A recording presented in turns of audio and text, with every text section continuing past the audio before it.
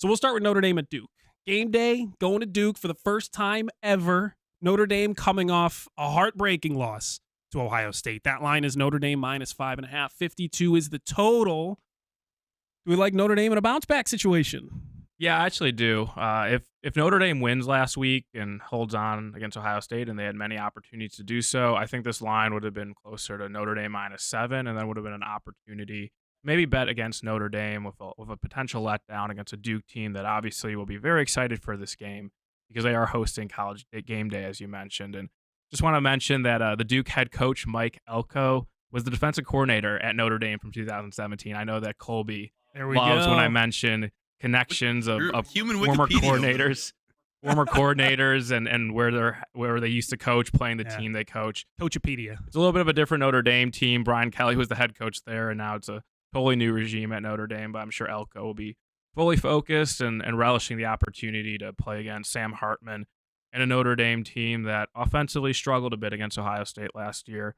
And also, Hartman will be interested in playing Duke because he was a Wake Forest transfer. So a lot of fun connections in this game. I prefer Notre Dame, though, laying the points. Nothing I'm going to really bet big, but that's the only way I could look in this one. You didn't like the Irish last week, Colby. I did. I took Notre Dame.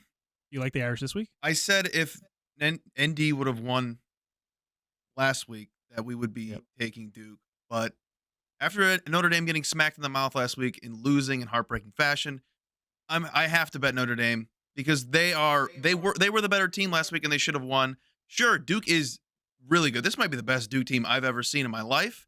Nate probably has seen others because he's seen everything in this whole world. He'll tell you.